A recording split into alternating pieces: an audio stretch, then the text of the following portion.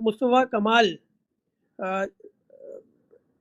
جس نے اس دنیا کو ایک پیغام دیا ہے کہ نام رکھ لینے سے کردار نہیں بدل جاتے. جنا گراؤنڈ میں کھڑے ہو کے جو ہرزہ سرائی کی ہے، جو بالکل فضول قسم کی گفتگو کی ہے، اور یہ بات سچ ہے کہ صرف اور صرف قائد تحریک الطاف حسین بھائی کے چاہنے والے نہیں، قائد تحریک الطاف حسین بھائی کے ناقدین اور قائد تحریک الطاف حسین بھائی سے مخالفت رکھنے والے لوگ بھی مصطفیٰ کمال کی اس گفتگو کو سننے کے بعد شدید غم و غصے کا شکار ہیں، کیونکہ حقیقت سے ہر دنیا کا آدمی واقف ہے. میں صرف اتنا سوال کرنا چاہوں گا کہ تم سیاست میں، جب تم نے سیاست کا آغاز کیا تو کس کے نام سے کیا؟ کس کی بنائی ہوئی جماعت سے کیا؟ تمہاری سیاسی پہچان کس سے ہے؟ تم ایم پی اے بنے تو کس کے ووٹ بینک سے بنے؟ کس کے نام سے بنے؟ تمہاری تصویر تو نہیں تھی بینر پہ. تم منسٹر بنے، کس نے بنایا تمہیں منسٹر؟ تم میئر بنے، کس نے میئر بنایا تمہیں؟ کیا تم اپنے خاندان سے کوئی سیاسی آدمی تھے؟ کیا کوئی اپنے محلے میں اثر و رسوخ رکھتے تھے؟ کیا تم کوئی بڑے باپ کی اولاد تھے؟ تمہیں سینیٹر کس نے بنایا؟ یہ ساری چیزیں جب ایک مخالف بھی دیکھ رہا ہے تو وہ سوچ رہا ہے کہ تم کتنے کمزرف آدمی ہو، کتنے چھوٹے آدمی ہو، کتنا چھوٹا کردار ہے تمہارا مصطفیٰ کمال. اور نہ صرف تم چھوٹے اور کمزور بلکہ تم جھوٹے بھی ہو. تم نے لگایا الزام قائد تحریک الطاف حسین اور ان کے کارکنان کے اوپر کہ یہ را ایجنٹ ہیں. کس عدالت میں جا کے تم یہ ثابت کر سکے؟ کس جگہ جا کے تم ثبوت و شواہد پیش کر سکے؟ تم جھوٹے تھے، تم نہیں کر سکے ثابت یہ بات. تم نے عمران فاروق شہید انقلاب کے قتل کا الزام لگایا تھی میڈیا پہ بیٹھ کر. کس عدالت میں جا کے تم یہ ثابت کر سکے؟ کس جگہ تم دلائل دے سکے اس کی حمایت میں اپنی بات کی؟ نہیں دے سکے. تم پھر جھوٹے ثابت ہوئے. ابھی حالیہ پہل بات تم نے کہی کہ قائد تحریک الطاف حسین کی ایم کیو ایم نے پیپلز پارٹی سے کوئی معاہدہ کرنے کر لیا ہے کہ یہ بائیک آؤٹ کریں گے اور کوئی پیسہ لے لیا ہے. ہم نے تو بائیک آؤٹ نہیں کیا، ہم الیکشن میں اترے، اس سے تم پھر ایک بار جھوٹے ثابت ہو گئے ہو. لہٰذا تم کنزرف نہیں، جھوٹے اور چھوٹے آدمی ہو. تم نے کہا تھا تم ایم کیو ایم کو دفن کرو گے، آج تم اسی ایم کیو ایم کے ساتھ بیٹھے ہو، اسی قبضہ کر کے ایم کیو ایم کے ساتھ بیٹھے ہو.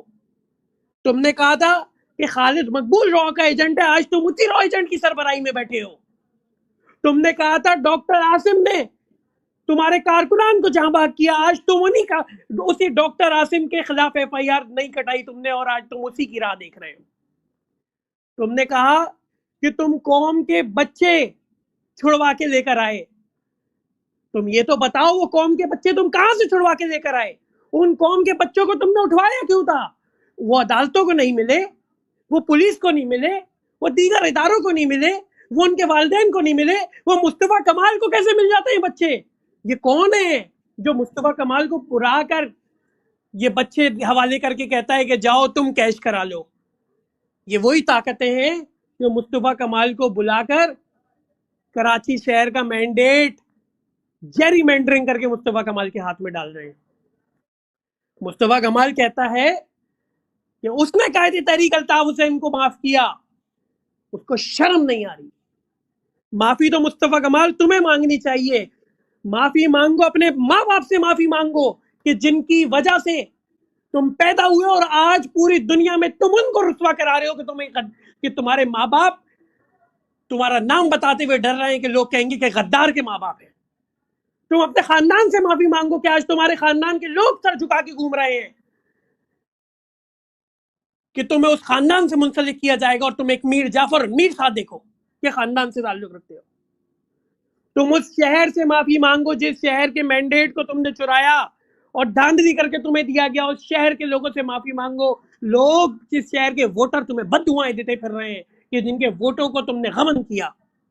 تم ان ماؤں سے معافی مانگو جن کے بچوں کو تم نے گرفتار کرایا، اغوا کرایا، اور اس کے بعد ان کی تشدد زدہ ماورائے عدالت قتل کے بعد لاشیں ملی.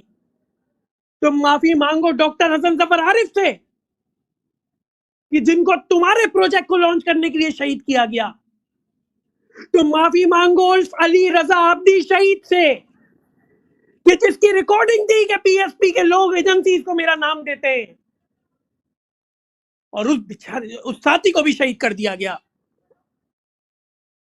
तुम माफी मांगो अल्लाह से, मेरा तुम्हें मशवरा है। मुस्तफा कमाल देखो, मैं तुम्हें इंसानियत के नाते मशवरा दे रहा हूं कि तुम्हारी मौत वाक़ई होने तक माफी के दरवाजे खुले हुए हैं। तुम अल्लाह से माफी मांगो, तुम इस कौम से माफी मांगो, और उसके बाद कहीं गुमनामी में चले जाओ, अपने अपने शक्ल को छुपा लो। देखो, तुम्हारे आसपास के लोग तुम्हारी बातों पे जरूर तालियां बचाते होंगे, लेकिन वो लोग भी अकेले में तुम्हें बद्दुआएं देते हैं, वो भी मजबूरी में तुम्हें बद्दुआएं देते हैं।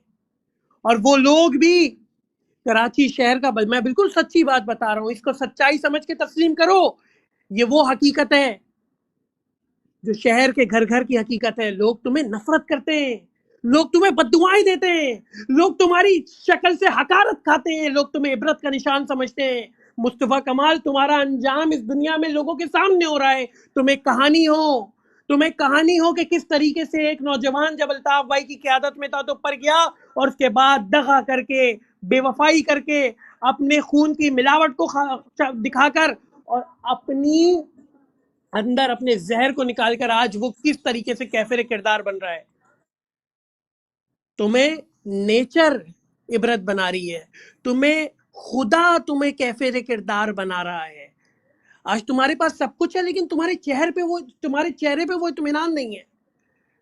ऐसा लगता है जैसे तुम्हें कोई परेशानी है, ऐसा लगता है जैसे तुम्हारा दिल मुतमईन नहीं है।